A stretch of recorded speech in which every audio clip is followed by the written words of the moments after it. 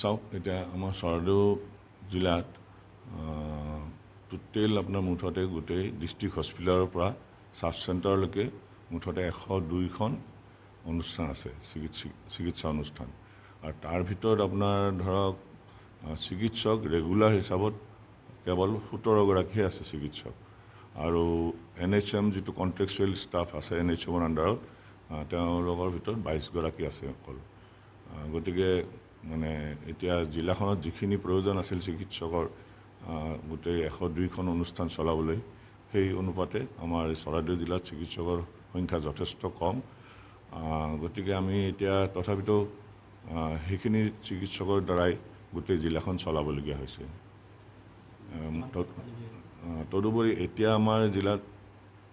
চিকিৎসক মোটামুটি চাবলৈ গ'লে আপোনাৰ ৰেগুলাৰ চিকিৎসক প্ৰায় 25টামান পোষ্টেই খালী হৈ আছে এতিয়া মানে গোটেই ধৰক আপোনাৰ SDM NHO বা ছিনিয়ৰ MNHO আৰু MNHO আটাইখিনি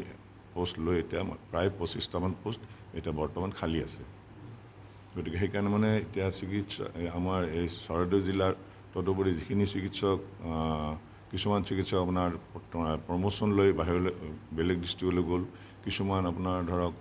চাকৰি নতুনকৈ ৰেগুলাৰ চাকৰি পালে কণ্ট্ৰেকচুৱেল যিবোৰ আছিলে ঠিক তেনেদৰে মানে বহুখিনি চিকিৎসকে আমাৰ ডিষ্ট্ৰিক্টৰ পৰা বৰ্তমান ওলাই গৈছে গতিকে মানে যিখিনি আছিলে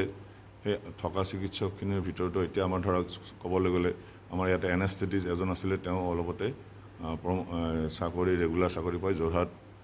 চিকিৎসা মহাবিদ্যালয়ত জইন কৰিলে গতিকে এতিয়া আমাৰ চৰাইদেউ জিলাত এনেস্থেটিষ্ট ডক্টৰে নাই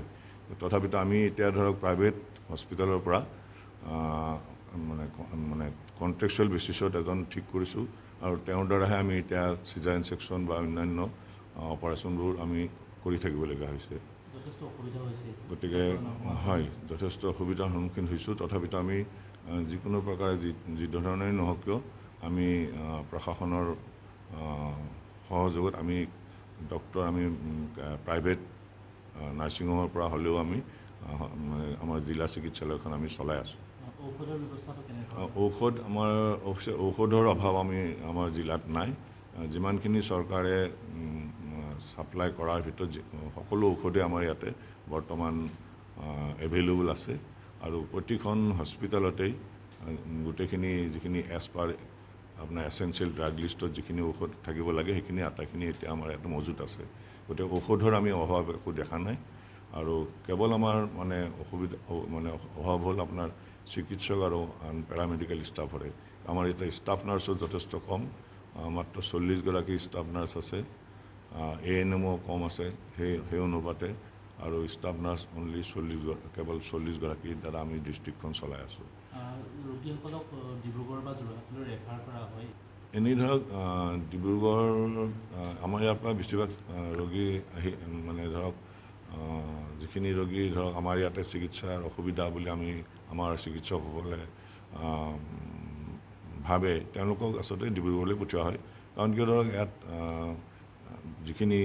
আমাৰ ICUৰ সুবিধা নাই গতিকে যিবোৰ ক্ৰিটিকেল ৰোগী তেওঁলোকক মানে আমাৰ ইয়াতে যিখিনি ফাৰ্ষ্ট যিখিনি চিকিৎসা প্ৰদান কৰি যিখিনি অলপমান ক্ৰিটিকেল ৰোগী তেওঁলোকক আমি ডিব্ৰুগড়লৈ পঠিয়াবলগীয়া হয় কাৰণ কিয় এখন মানে ধৰক বৰ্ডাৰ ডিষ্ট্ৰিক্ট ইয়াতে ধৰক নাগালেণ্ড অৰুণাচল দুয়োখন আমাৰ গাতে লাগি আছে চৰাইদেউ জিলাৰ গতিকে সেইকাৰণে সেই দুয়োখন ৰাজ্যৰ পৰাও আমাৰ ইয়াতে চৰাইদেউ জিলাত চিকিৎসাৰ বাবে বহু ৰোগী আহে আৰু তেওঁলোকে আমাৰ ইয়াতে আমাৰ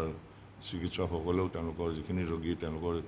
ফালৰ আহে বৰ্ডাৰৰ পাৰ হৈ তেওঁলোকক আমি চিকিৎসা যিমানখিনি পাৰোঁ আমাৰ ডিষ্ট্ৰিক্টৰ চিকিৎসকসকলে চিকিৎসা প্ৰদান কৰি আছে